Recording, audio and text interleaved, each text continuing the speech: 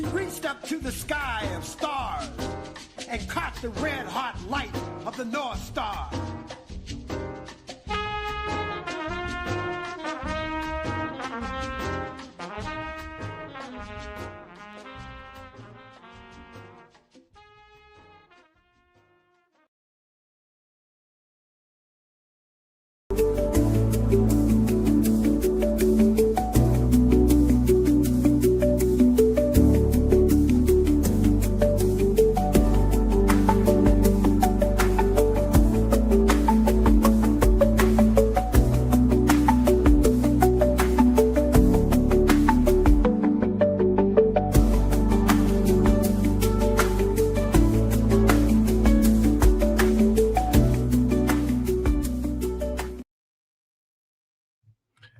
Greetings and welcome back. French Prime Minister François Bayrou has lost a confidence vote of members of parliament, ending his 9 months in office during a period of chaos in France's parliament, the National Assembly.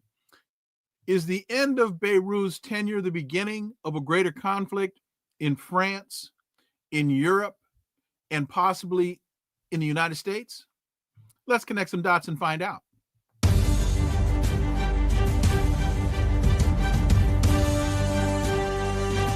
Connecting the Dots with Dr. Wilmer Leon, where the analysis of politics, culture, and history converge. Well, welcome to the Connecting the Dots podcast with Dr. Wilmer Leon, and I am Wilmer Leon. And with each show, my guests and I provide insight and analysis into current events and the broader historical context in which most of these events take place. I want to quickly comment on one of today's headlines before we get to my guest. The FBI released images today of a person of interest in the fatal shooting of conservative commentator Charlie Kirk. Kirk was shot while attending a rally at Utah Valley University about 40 miles south of Salt Lake City. In listening to the commentary, I've come to this position. There are two primary elements to this analysis: the human element and the political element. The human element tells us murder is wrong. The intentional taking of a human life by another human being with malice and a forethought is wrong. I deplore violence and can in no way, shape, or form applaud Kirk's murder. I can only condemn it. The political side of the analysis tells me that Kirk was a staunch Trump supporter. He was MAGA to his core. He was a racist, a white supremacist, and a homophobe. He was staunchly opposed to diversity, equity, and inclusion. He had no interest in taking America forward. In all of that he cloaked himself in, he, like Donald Trump and those around him, are only about taking America backwards. When you promote hatred, militarism, and white supremacy, and when you align yourself with those that do, such as Trump and J.D. Vance, you generate an energy, you generate a karma that at times can turn against you. It appears as though Charlie Kirk and all of his virulent hatred, militarism, and intolerance ran into somebody that was more intolerant than he. On today's episode, the issue before us is French politics. The outgoing prime minister's minority government called for 44 billion pounds of budget cuts to tackle France's mounting public debt. And that government has now effectively collapsed. My guest is his education is in multidisciplinary in mathematics, mechanics, economics, and political science. He is a researcher and a magazine publisher who is joining us from Paris, France. He has been following these politics for a very long time. François Ndengwe, my brother, welcome back. François. Thank you very much, Brother Leon. Thank you again for your invitation. I say thank you very much, Brother Leon, and I thank your viewers. So, again, as I mentioned, Bayrou now, he's been, I want to say, the 6th prime minister in about 18 months. Is that about right?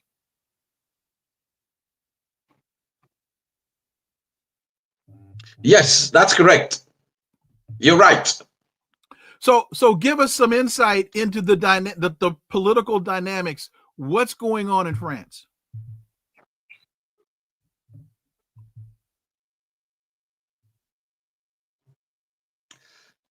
France is currently in a turmoil.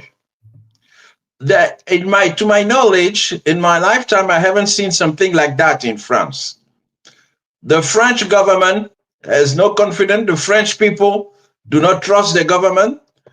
President Macron is at the lowest approval for a president of the Fifth Republic, that is since 1958.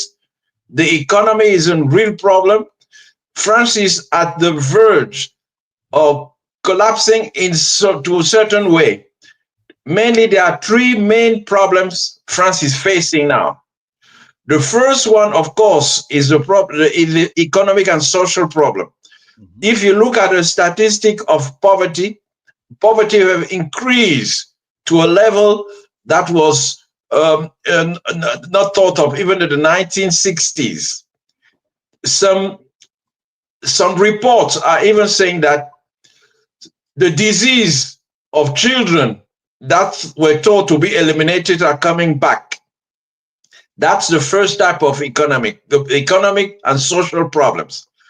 And France also have a regime. The nature of the regime, the nature of the political system has reached its limits. You know that France has been living in the what they call the Fifth Republic, meaning the 5th constitution since the revolution in 1789. We have the 5th republic now, created by President Charles de Gaulle in October 1958. And this gives to the president of the republic extreme powers that some people have even labeled France as a republican monarchy. The French president is extremely powerful. He can do what he wants. That's why he can appoint the prime minister that he wants. He can do everything. But this was carved in 1958 because there was an Algerian war. And the French government needed some strong man at the head of the states to solve a problem that could have degenerated into a civil war in France. And this man was General de Gaulle. And now all the abuses of the system has reached the point that the elite, in particular the French president, is no longer representing the people. People do not trust him. As I just told you, he's at the weakest point in terms of approval rates. And the third problem that comes on top of these two is also compounding the difficulties of France is the foreign affairs problems. In this foreign affairs problem, we can see mainly 2 types. The first one is Europe, because as a general trend, Europe is going down, and France has taken the lead in the fight against Russia and the support of Ukraine. And increasingly, a sizable proportion of the French do not agree with that. This means that I don't know how this thing will end up. Yesterday, there were strikes and almost riots in many areas in France, and it is just the starting point. So that's the general picture of where they are in France now. You mentioned first economics, and France, like so many other countries in Europe, have been known for a very good social safety net, very nice retirement, the month of August off on vacation. But it seems as though they've been following the United States and other European countries down a neo-colonial path. I'm sorry, neoliberal, not neo-colonial, neoliberal path. Is that true? And is that having an impact on the French economy?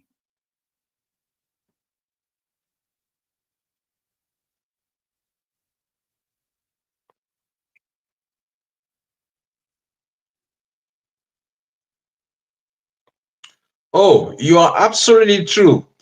I don't want to be partisan here. I'm not partisan. We're just observing. Mm-hmm. Neoliberalism has destroyed France. And that is why, surprisingly, the force that is emerging is what some people will call the extreme left or far left, represented by a leader called Mélenchon. Mm-hmm. It would, to an American audience, it will be, think of someone like Roda Mamdani in New York, but even stronger, who has the stronger representation of the left wing in the parliament. So this is an openly anti-capitalist political party diffusing its ideas throughout the country. So neoliberalism has devastated France. Let me just give you two examples. France was known as a major industrial country in Europe, and the innovations of France were well known around the world.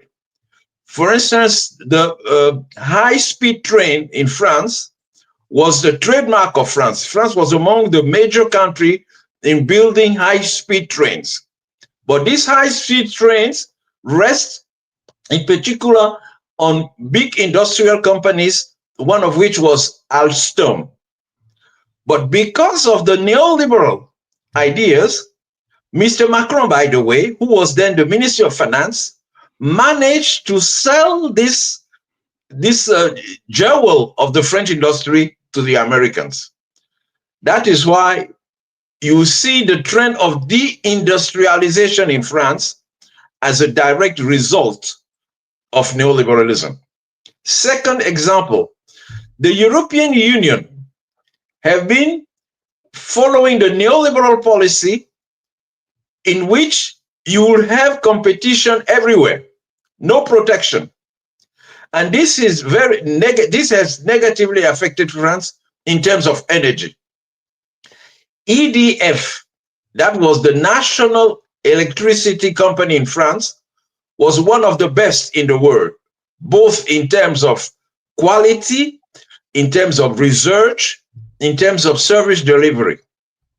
Today, French people are very unhappy because not only they do not control this, by the way, they have privatized EDF, but at a certain point, they were forced to come back, but it was too late because the European laws oblige them to sell and destroy the integrated instrument that was the EDF. EDF stands for Électricité de France, Electricity of France. So you have, I just gave you just two major examples of how neoliberalism has destroyed the industrial base of France and the energy base of France. When a country is weak in industry and in energy, it must necessarily be weak in the economy and therefore in its social fabric. And folks, please be patient. There obviously is a delay between my question and Francois being able to hear the question. So please bear with us. When you mention energy, how important has it been that Niger has thrown France out, knowing that that France got 90%, I think, of its uranium from Niger, and a lot of France's electricity is based upon nuclear power. How has that impacted the French economy?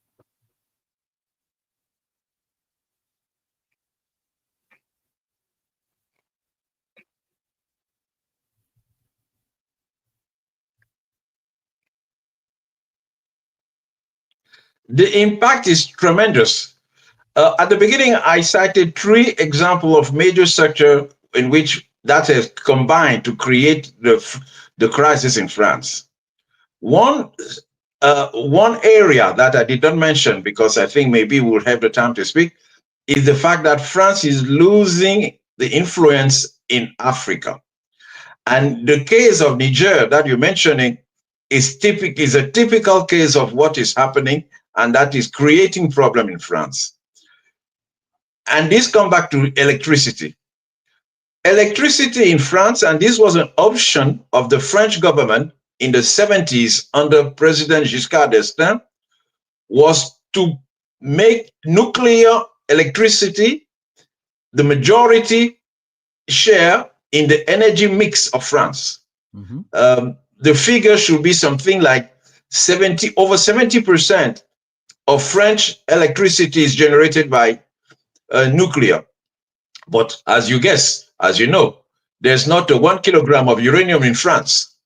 So Niger, being what people call a neo-colony, mm-hmm. under the French tutelage, France used to go and help itself almost without paying. And this was very easy. This is how France was capable of building these major industrial nuclear plants.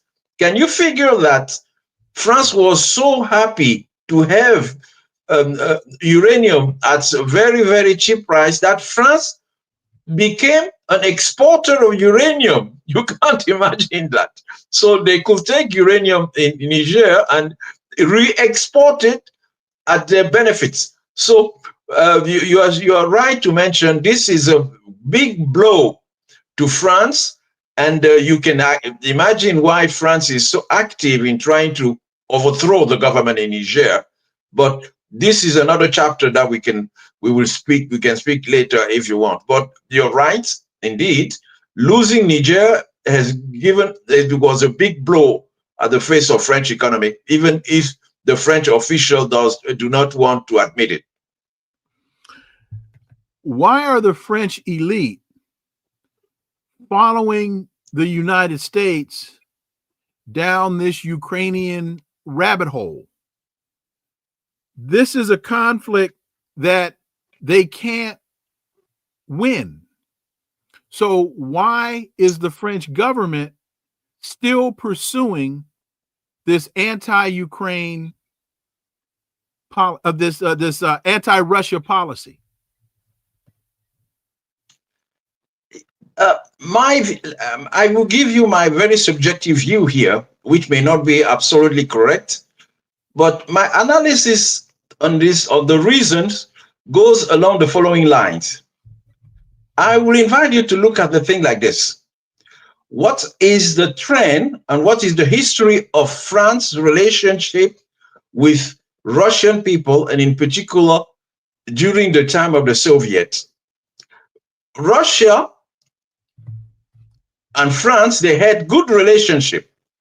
And one famous sentence of Charles de Gaulle's was that Europe, from his viewpoint, was from Ural to Portugal, something like that. So to a French leader like General de Gaulle, Russia was part of the common house called Europe. And even though he was member of the so-called Western world, you know, he expelled NATO, he built the sovereignty of France as a sovereign state, not under the American umbrella. He managed to provide France with a nuclear weapon, which is autonomous, unlike the UK weapons that depend nuclear weapon that depend to America. So France is a fully autonomous nuclear power. Now, things have evolved, beginning with President Sarkozy. When President Sarkozy was very pro-American, he took over after President Chirac.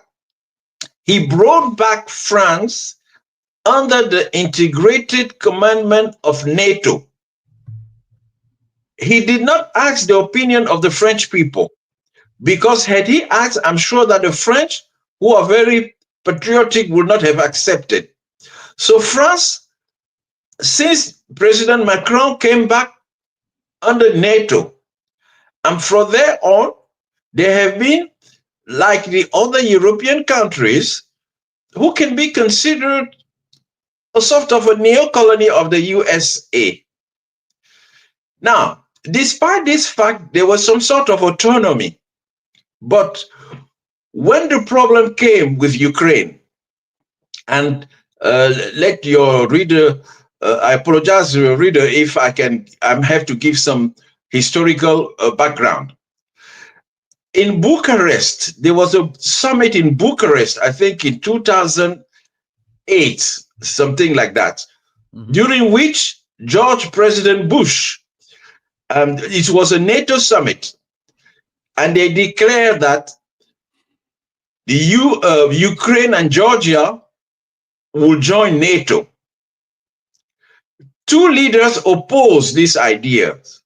Surprisingly, Sarkozy and Angela Merkel. But because of the US power, it was adopted. This shows that already, you have to ask your question, why did they oppose? And in particular, Sarkozy. He opposed it because he knew very well that NATO approaching, or Ukraine or Georgia entering NATO will be a casus belli for Russia, and we will have war.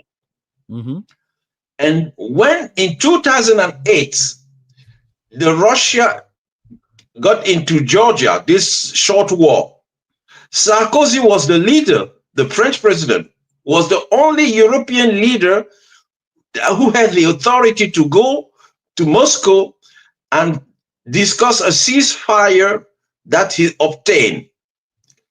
And even now, Sarkozy in the spectrum is the only leader who has been saying it's a foolishness to support the war in Ukraine. But after Sarkozy, you had President Hollande, who is fully pro-American and absolutely anti-Russian. He is the major culprit from the French part in dragging France into this war. And I will finish with only 2 points.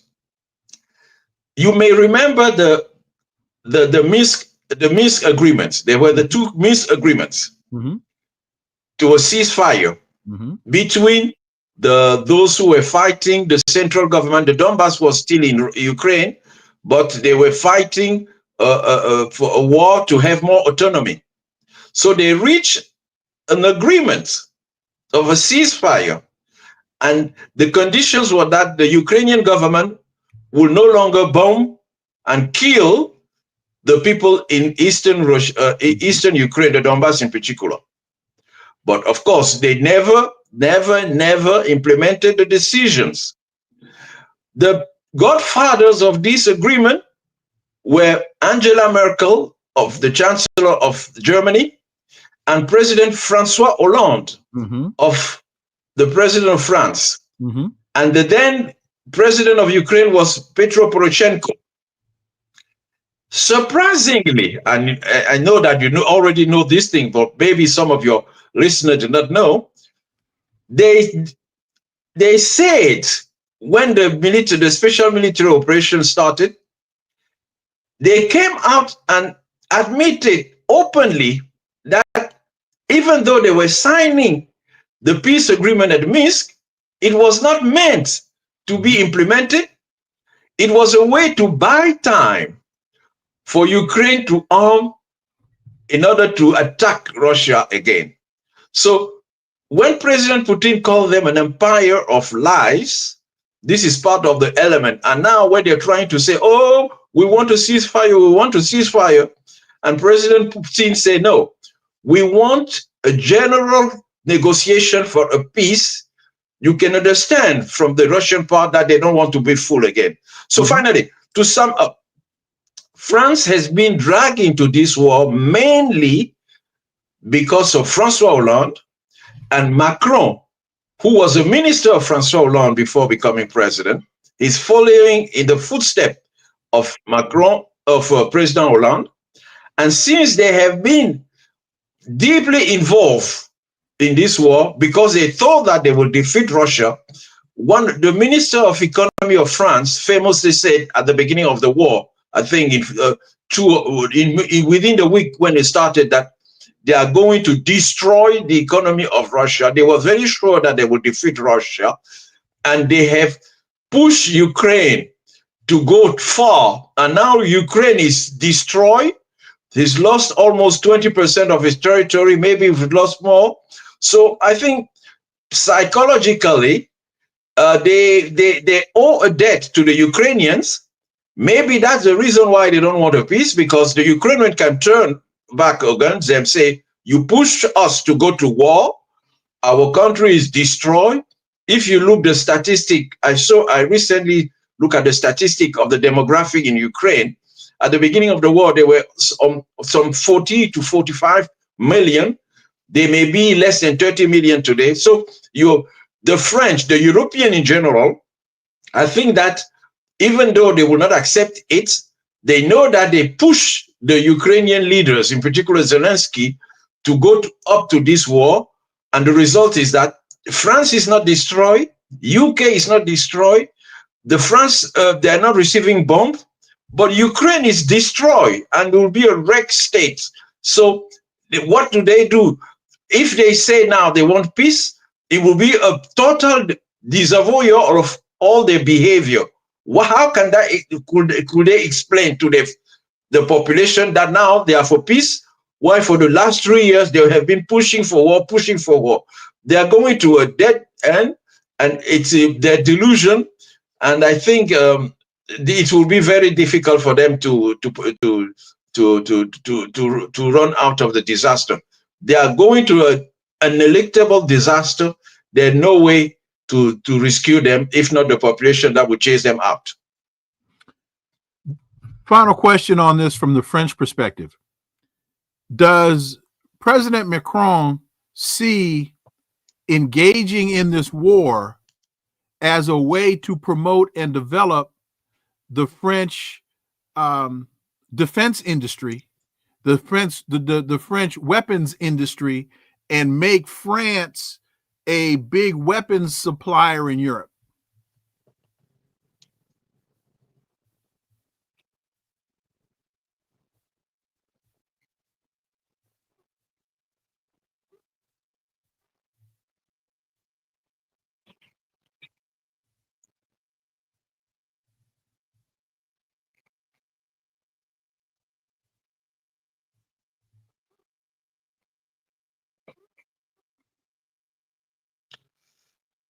This will be illusory. And the French has been trying to do that, but they cannot compete with America. Mm-hmm. Most NATO European countries will pay lip service to France to say, oh, we are with us, we praise your industry, we praise your jet fighters, etc. But at the end of the day, they would prefer to purchase the American jet fights. They would prefer to pay for Americans. All the way since Trump arrived, Trump is very strict on this issue. You cannot imagine that Poland or Spain would say in front of Trump, I would prefer to go and supply my equipment from France rather than to the US. Maybe they will be hit by another tariff. But anyway, the American has enough manners to twist the hands of other European countries, so that I don't think that there is no special advantage to the French industrial military complex in this war.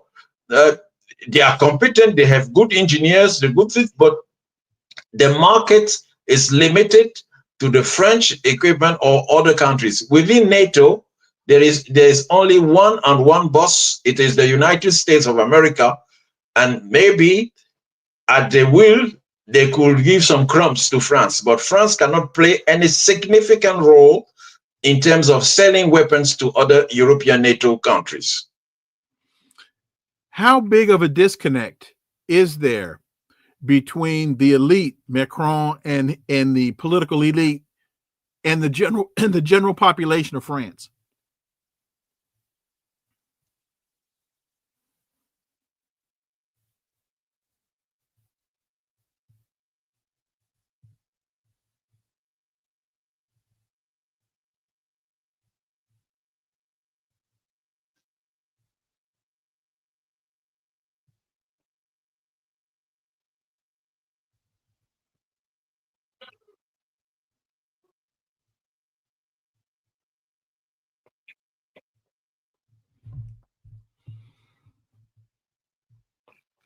The disconnect is the largest I have ever seen.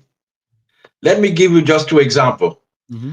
In the parliament, Macron's party is weak. If they were respecting the rule that the relative majority in the parliament will be the prime minister or will lead the executive, Macron maybe will no longer be president. The French political system, as I was explaining in the beginning, give extremely large powers to the government. Actually, and currently, the number one party in terms of representation in the parliament is the far right, and by far. So, and they're totally opposed to Macron. The second is the far left. I don't like they may not call them far left. It's called LFI, La France Insoumise, and both French, of Jean-Luc Mélenchon. So you see that the coalition, even the political parties to which belongs Macron, which is falling, and which they may be, I don't know, they may not be even 10% of the representation of the parliament. So when you look at the disconnect in the parliament, it already gives you. In the largest population now, the disconnect is even wider. I told you at the beginning that the last poll showed that Macron has the lowest approval rate since 1958 of a French president. No French president has been that low. And his government is the only president with changing prime minister as it is. And I can assure you that it's not the last prime minister. This one may not last. Mm-hmm. And the question of his impeachment will be brought to the parliament next September 23rd. In both France, La France Insoumise will introduce an act to impeach President Macron. So the disconnect is very large. There are many problems that if not solved, people are dissatisfied. And even this war in Ukraine, increasingly, and a great number of people are saying, why are we sending all this weapon in Ukraine and all this money? While in the budget, which was opposed and which was one of the causes of the fall of Macron of Bayrou, they wanted to increase the taxation on the French, and even they wanted to cancel 2 holidays per year. And the French said, no, we are not going to do that. So the disconnect is very large, and it will be interesting to see in the coming weeks. This end of this September will be a month of a crucial month in French politics.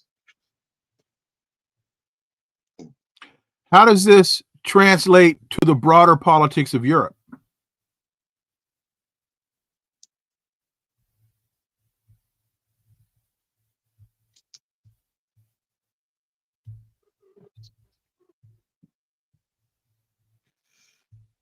In Europe, there are two major countries, Germany and France. Mm-hmm. The UK is out, but surprisingly, the UK is coming back in when it's on the issue of Ukraine, for the reason that you can imagine, because the anti-Russian stance of the British government is so high that it has come back by the window in Europe and playing a leading role in the anti-Russian front and the so-called coalition of the willing. But if you consider the Europe per se, the European Union, France's position is still strong. And I don't know, in the foreseeable future, it cannot be otherwise. Because if France is no longer in Europe, Europe collapses. So France will remain and will retain an influence in Europe. But the thing is that as a general trend, Europe's position toward the world is falling. I was checking the figures last week, and if you look at the trends, it's quite impressive. A couple of decades ago, China's economy, I think in the 80s, China's economy was perhaps 1/10, meaning of GDP, 1/10 that of Europe's. This was, it's in the lifetime, you saw how Europe fall in terms of relative share. Mm-hmm. United States have almost retained its share, but the comparison with Europe is a catastrophe, and the Europeans, they must wake up. In a matter of 2 to 3 decades, China, that was 1/10 of European GDP, is almost equal, if not superior, and the trend is that China is moving ahead when the curve of Europe is going down. So France will retain its influence on Europe, but European influence in the world will fall and continues to fall. Unfortunately for Europe, even in terms of population, they cannot. Their population is aging, it's not youth, and something we haven't mentioned, that the far right, which is one of the explanations of the far right rise, is racism is coming back in Europe very strongly because of the mix of population and the increasing heterogeneity of people from diverse ethnic groups, which some Europeans are not ready to accept, and that may cause some explosion. You may have followed what happened in the UK and the riots in the UK.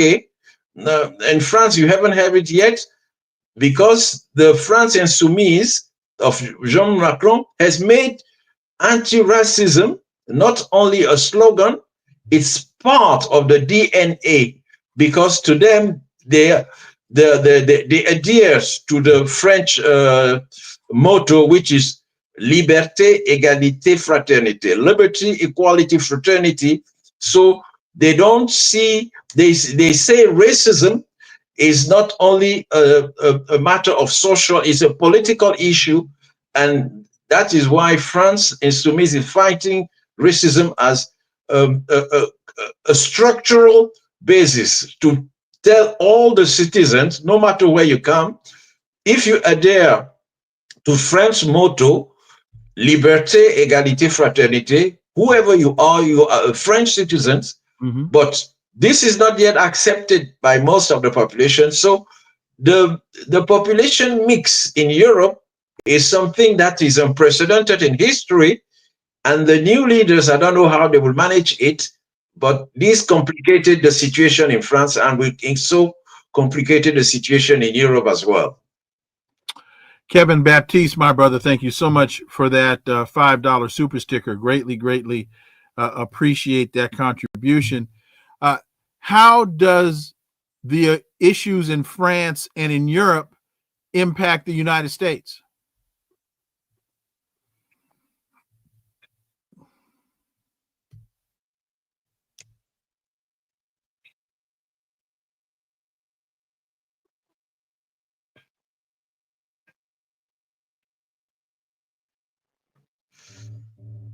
You know that France and the United States as the two leading countries in the so-called Western world.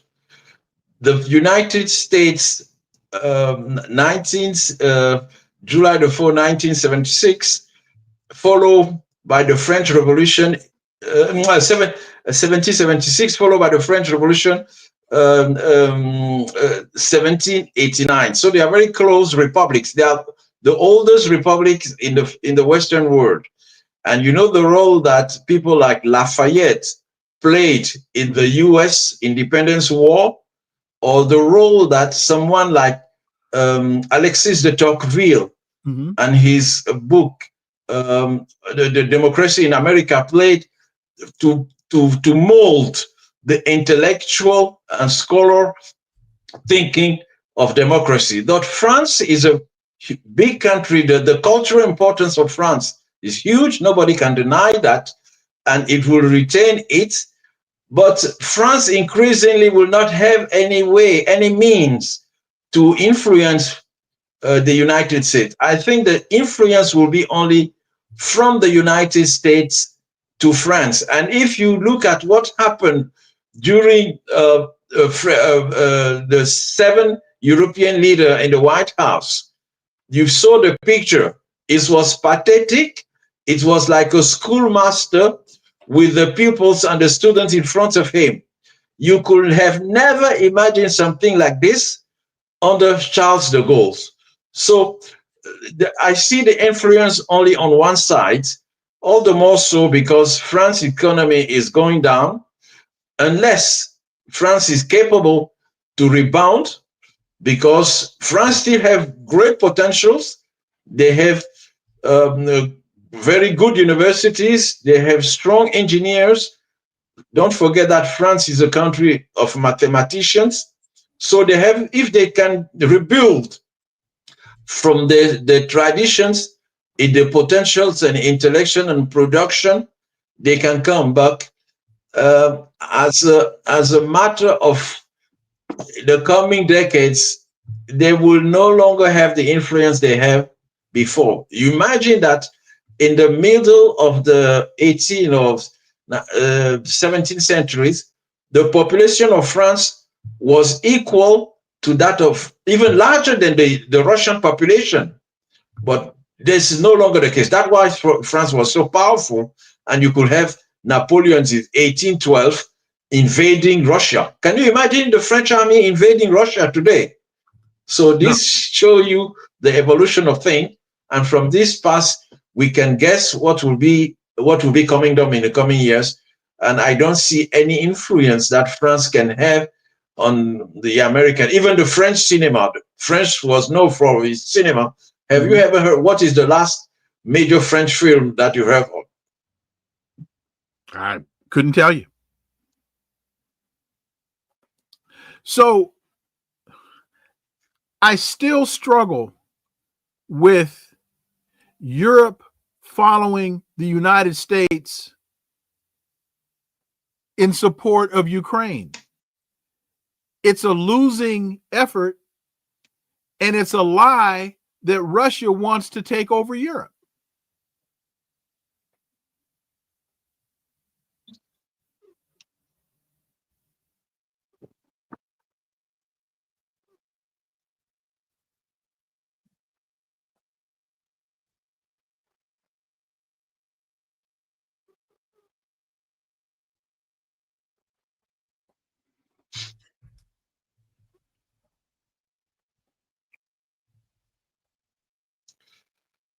As I told you, they have gone too far in the lie. Okay. And this lie have had very detrimental consequence on the Ukrainian people and the Ukrainian economy and the Ukrainian society.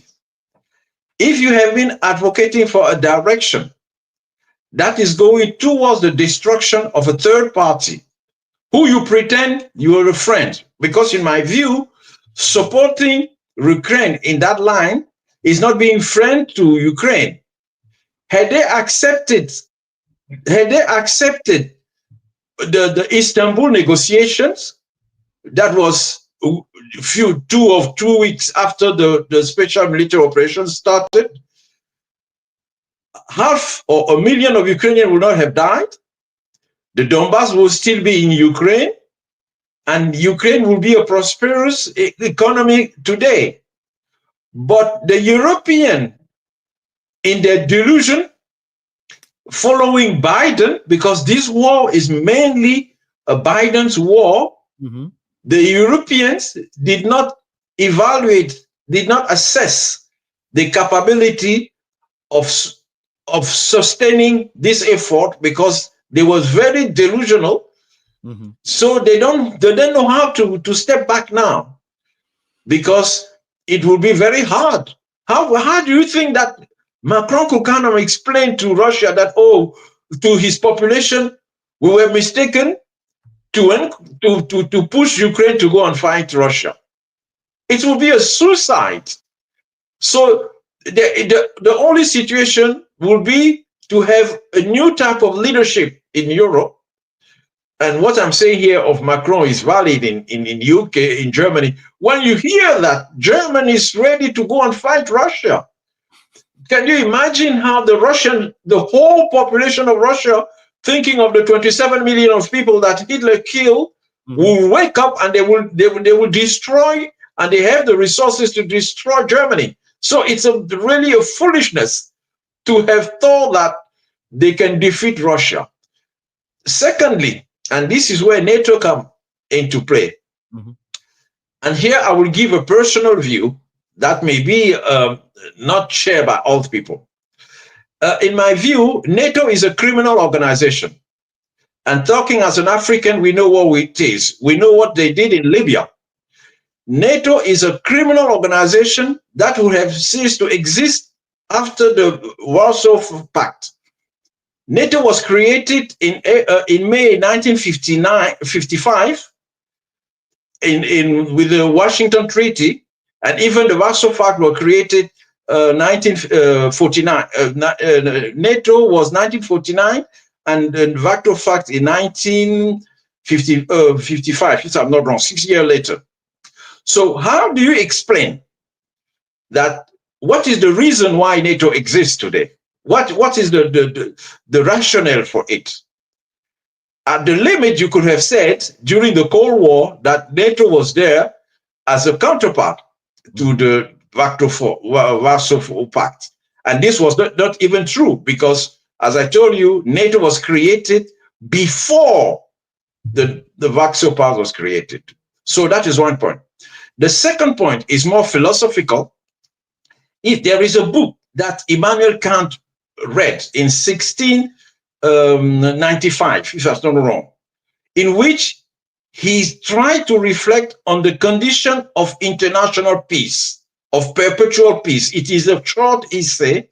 I would advise your readers to go and read.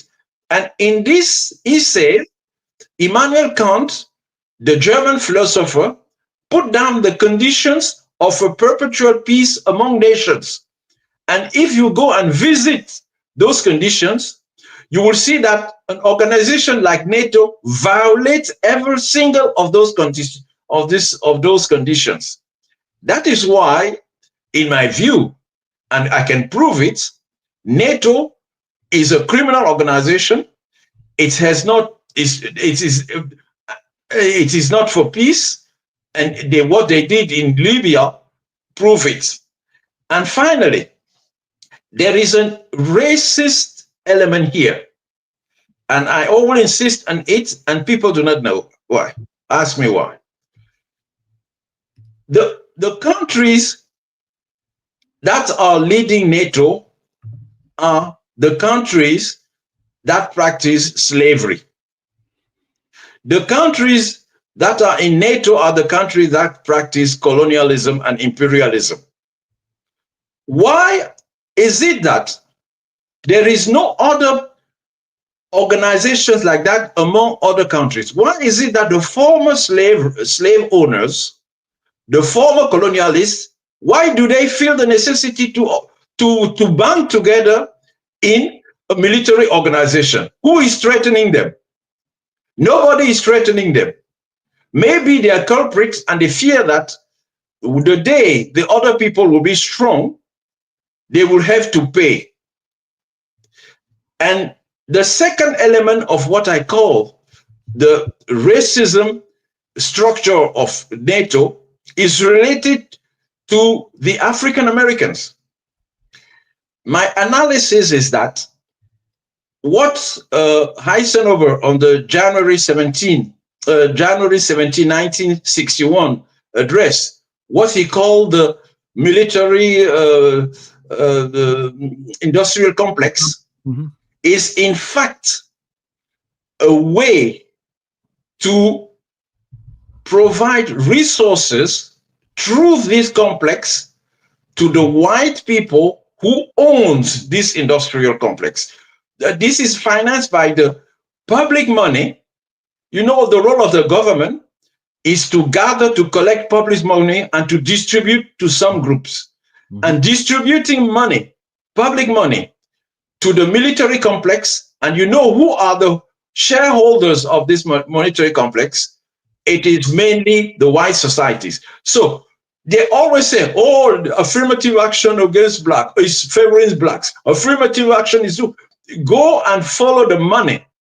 The money goes to the military industrial complex, and this is a public money, which is in fact is a money that is enriching the white societies. If I were a black American, we will need to make an audit of all this thing.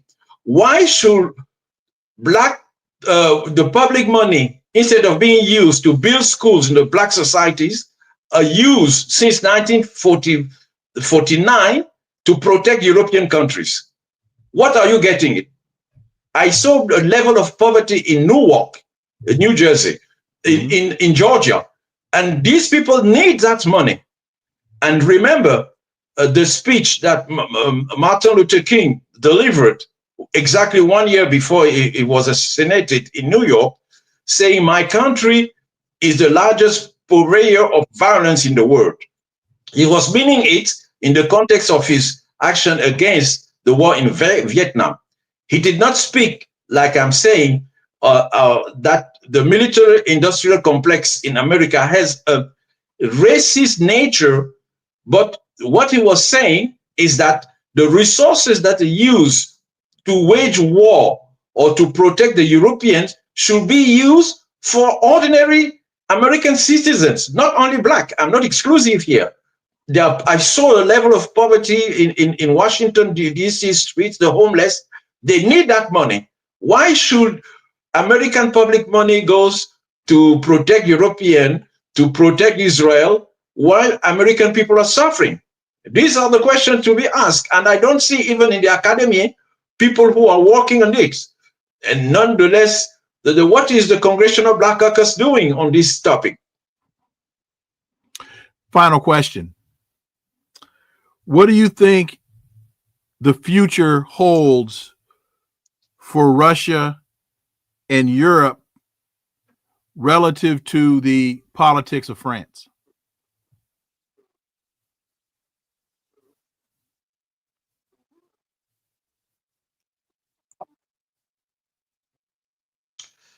In the foreseeable future, I don't see any improvement of the relationship between Russia and France, and Russia and Europe, and Russia and Europe in general.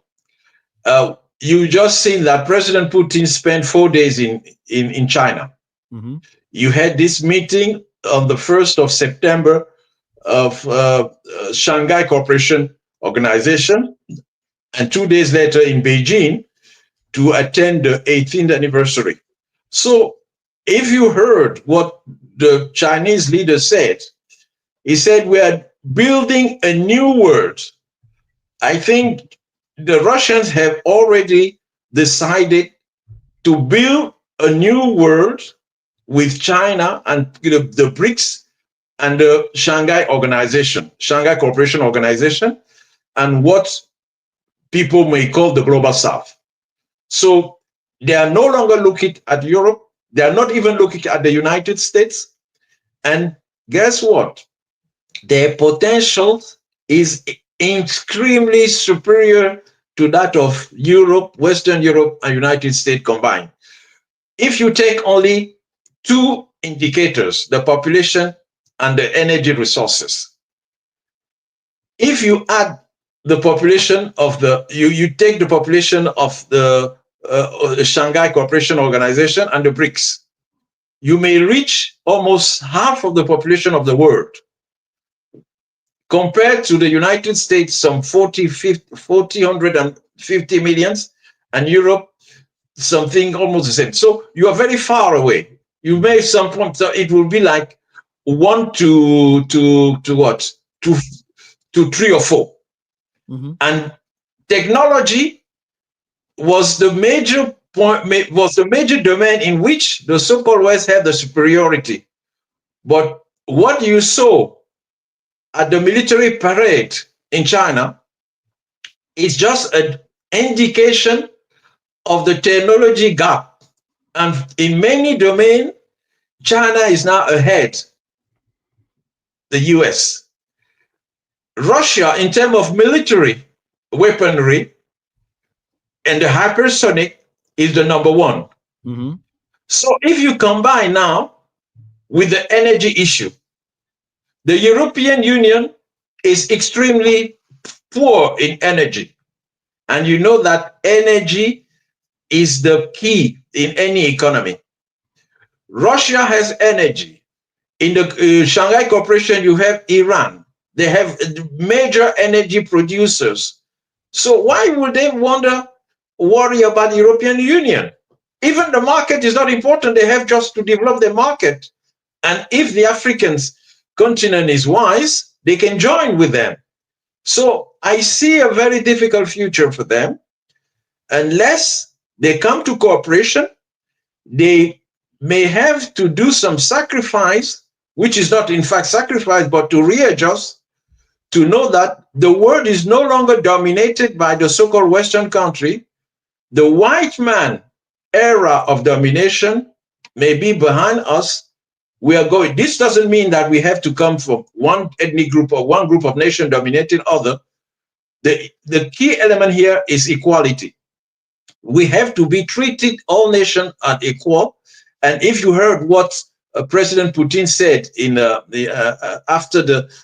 his press conference, he said that the old world is behind us. We're resolutely engaging into the new world of multipolarity. So to answer your question, Europe may not be of concern. They may continue to bark, but the caravan will go on unless they reach a time when they will stop to bark and come to the reality that they have to treat the rest of the world as equal. François Ndengwe, thank you so much, my brother, for your time, for your patience and enduring the delay. Really, really appreciate that analysis. Look forward to having you back. Thank you very much, my brother. And I thank all your viewers and listeners. Thank you all so much for listening to the Connecting the Dots podcast, and thank you all for enduring the delay. Sometimes technology does what technology does. Stay tuned. A new episode tomorrow. And tomorrow, Gerald Pereira is going to join us tomorrow. And we're going to talk about what's going on in Venezuela and all of that. Because as you know, it really appears as though the United States is trying to start another war, and this time they're trying to start the war with Venezuela. Please follow and subscribe, leave a review, share the show, because I must say, in spite of the delay, I think that was a hell of an interview. And not because of my skills as an interviewer, but because François is so in tune and really brought a level of analysis about the goings-ons in Europe that you're not going to hear through many other outlets on the mainstream. This is where the analysis of politics, culture, and history converge. Talk without analysis is just chatter, and we don't chatter here on Connecting the Dots. See y'all tomorrow. Until then, I'm Dr. Wilmer Leon. Have a blessed remainder of your day. Peace. I'm out.